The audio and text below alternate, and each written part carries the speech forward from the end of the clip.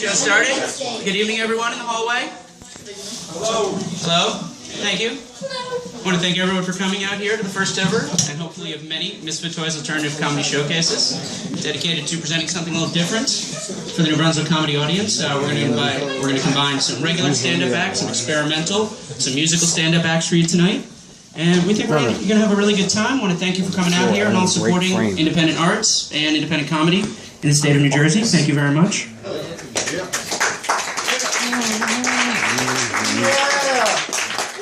So, my name is Shawn Barron. I'm going to be your host for the first half of this wonderful show. Again, thank you all for coming. So, like I said, I like comedy, but performing, it can just get really stressful. I don't know about you guys. I think most of the other comics here can agree with me. It can be pretty stressful when you're up there trying to make everybody laugh. So, the important thing you got to do is be able to relax. Now, one of my favorite ways in the whole world to relax is I love going to the movies. I love going to the movies. It's one of my favorite things. But the problem that always happens when I go to the movies is I like science fiction movies, horror movies, fantasy movies, about something fantastic you can't ever experience, like an honest politician. And what makes these really sucky for me is whenever you go see a science fiction movie, there's always somebody who will accept all the suspension of disbelief except for one part in the film. When I was seeing Guardians of the Galaxy this summer, there was this one guy who I guess was like a science major or something, who was with his buddies the whole time, was just like, man, that's not how a rocket ship would really fly in outer space. Okay, so the raccoon who worked the bazooka wasn't bothering you, the anthropomorphic tree wasn't bothering you, but the fact that Einstein's laws of physics were not strictly followed in the depiction of space travel, that just ruins the illusion for you. I really tried to watch Walking Dead. I was really into it last year, and I would have liked to have stayed into it, but there are so many times when I heard the following phrase, "Hey man, that's not how zombies would really attack. Come on, we all know they used the Roman phalanx version. This is just a random assault, guerrilla style. Zombies are smarter than that, man. You gotta have a little faith." But for all of you who've never been here, this is George Street Co-op, which is very nice. Jack Leary, who is somewhere else in the building, was nice enough, so I guess we should all give a little thanks to him. He was nice enough to let us use this space. And we'll be in later. So, but I like coming here. I'm not a vegetarian myself, but I volunteer here a lot. Sometimes when I do come, I like to get a little vegetarian meal. And I like it now, because when I was in college about 10 years ago, in a lot of the past, vegetarians used to be like really aggressive, like they had to prove it. Like, you know, burgers are death, tofu or nothing. Like there's like this angry vegetarian. And now they're like really cool, you know, there's all sorts of like other people. There's like pescatarians, they don't eat meat, but they eat fish and mostly vegetables. There's like Mediterraneans, they're just vegetarians on Tuesday and Wednesday. There's all sorts of people like this. And it's really nice also because when you come to a vegetarian place, it's just like, oh, here's your sandwich, or here's a little soup. They're not trying to ram it to you. It's not like fast food where everything has to be 4 meals at once. And I was beginning to wonder, what would it be like if health food places and vegetarian places started advertising like fast food? You just see a commercial? We'd like you to come on down to VeggieTown, where we treat you right. We begin with not 1, not 2, but 3 types of our jalapeno hummus, as well as 6 delicious fresh pitas. Well, that sounds pretty good, but that's not it. That's not it. Next, we bring you our soup.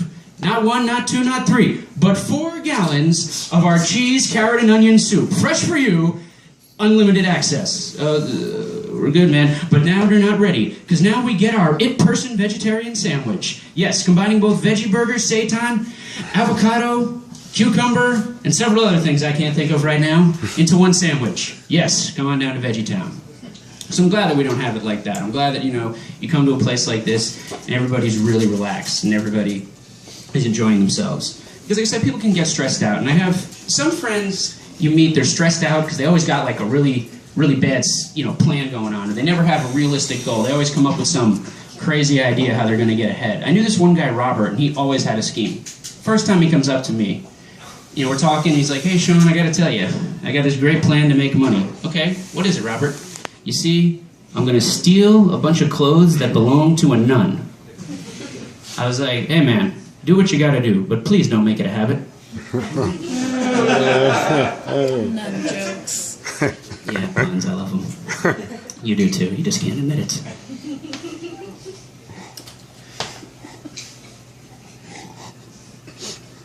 So one of the things that I've been doing recently is I actually got a book to learn a little bit of Arabic. Not for religious reasons, I just really want to be able to get better deals on cab rides.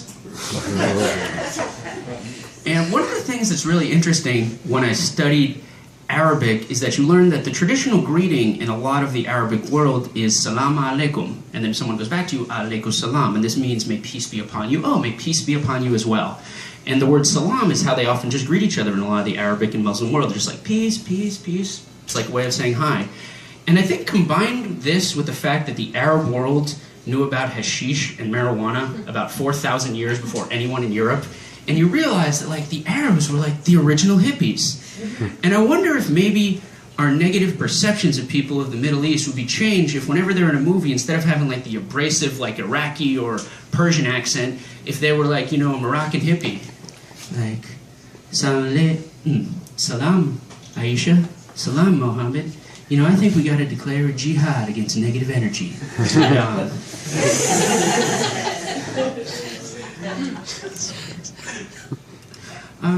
One of the things I also do is I like to read a lot. Find it very relaxing. But one of the things I like to read, like I like to read old books. I like to read ones that have stood the test of time. Like it's easy to come out. But if you have like, you know, a Dostoevsky, a Bulgakov, a Shakespeare, Jean Genet, Samuel Beckett, you have someone who's like really hold the test of time, that you can really enjoy their works. But one of the things that always gets to me is that critics, whenever they're looking of a more obscure older work, whether it's a book or a film, they always come up with the laziest criticism possible. They're like, it's dated. Yeah, this book that came out in 1972 is dated.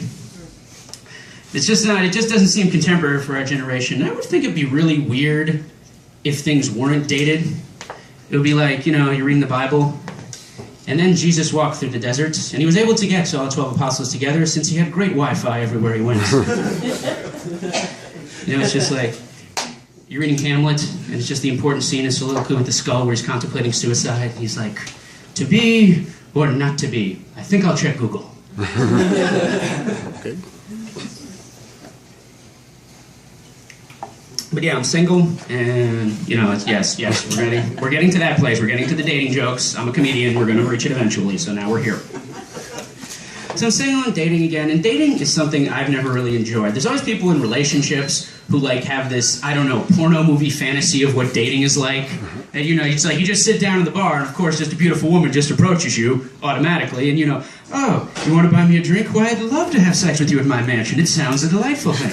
And that's really not the experience of what dating is like. For me, dating is just a weird form of gambling that occasionally ends in an orgasm. It's kind of like But so I was at this bar and I'm going on a date. When I get there early, and it's this bar that's a gimmick bar, and it has, you know, all the different beers. And I wanted to try one I never had before, so they gave me a beer I'd never had before, and they gave me a Muslim brand of beer. It was called Halal. Yeah, we got a couple people like kebabs here. But it sucked because while I was waiting for a phone call from this girl, and my phone died. But since my phone was a Buddhist, I got a new one in the mail 3 days later. Stuff. Being a comic drives you to drink. What can I say? Wine. It's like, can't even have an addiction to something depressing. Like, it's not like whiskey. It's like, yes, my white wine. I have a dependency on Chardonnay. It's horrible. It's ruining my life and all my social engagements. While I was in this bar, it was really sucked because sometimes you get into a bar and there's somebody who wants to go off on their political views, their views of the government, this like incoherent rant that they need everybody in the bar to hear. Usually it's like on a weeknight, especially to get people like this. While I was there, this one guy would just not shut up about his views. He just kept going on and on and on, and it really sucked because this guy was really, really racist. But as the night went on, I also realized that he was dyslexic because all night long he just went on about how much he hated fucking gingers. That was a spelling joke. Oh, Jesus. Great reaction. So yes. Double camera. You good? You good? Jesus? Alright. Let's see. Jesus joke. Well, since you brought up Jesus, I'm not the most religious man in the world, but I've come to realize through my recent reading of the Bible that Jesus is actually the perfect man for our generation. Why, you ask? Not for any of his enlightenment or opinions, but after all his ramblings, around the desert and all the philosophical insights he came to and all the ways he expanded himself emotionally and intellectually, he still ended up back at home living with Dad.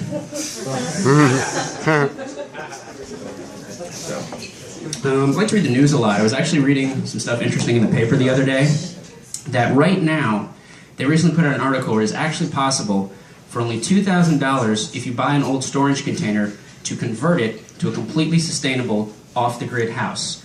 Or you can just give up your delusions and move on with the rest of your life. So I like to travel a lot when I get a chance. I was in Lexington, Kentucky a couple weeks ago. And Lexington, if you don't know, it's where a lot of the horse breeding happens for the Kentucky Derby, which is in the city of Louisville, a little farther north. Now, while I was there was this horrible news story that a horse busted out of the stable. It attacked the breeder, beating him savagely. He ended up in the hospital. It was really bad, and I don't know about you folks, but I just hate whenever I have to hear about a case of domesticated violence. So yeah, I keep up with my travels. One of the places I went to also was the city of Portland in the state of Oregon. Beautiful place out there. But there's a lot of different stuff. Like, this is considered like too meat-friendly a vegetarian store in Portland. It's like super hippie town, but it's really cool. But they're into like all the health food stuff. And it was the first time that I ever had gluten-free pastry while I was out there. Now, I'm not a nutritionalist. I don't really understand what gluten is, but apparently it's the part of pastries that is responsible for flavor. So while I was going out there, I ended up going to a beach that was right outside the city, and it was a really weird beach because it was filled with completely nude adults and fully clothed babies.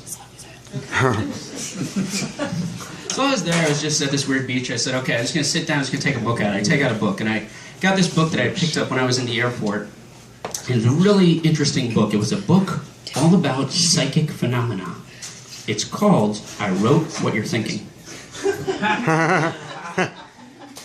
Now, while I was reading this book, I actually discovered that I, Shawn Barron, host of the Misfit Toys Alternative Comedy Showcase, possess special psychic powers because I have the ability to kill people with my mind. I just have to think very hard about someone who I don't like, and within 60 to 80 years, they're dead. Hey, don't laugh. So I finished up at the beach, and a friend of mine, Michael Reddington, he comes up to me and he's just like, Shawn, there's one thing I gotta tell you. Before you leave, you have to go to the Science Museum here. I'm like, well, what's at the Science Museum? Oh, Shawn, there is this fantastic exhibition on ancient man, the Neanderthal. And I'm like, hey, Michael, it's pronounced Neanderthal. And I didn't want to be a jerk, but it just really grinds my gears when anybody mispronounces a word. Well, thank you, folks, for your time so far. I'm going to bring up the first act this evening. We're going to bring up the first one of our two musical acts for tonight. Thank you again. Please keep it going for Miss Holly Dubin.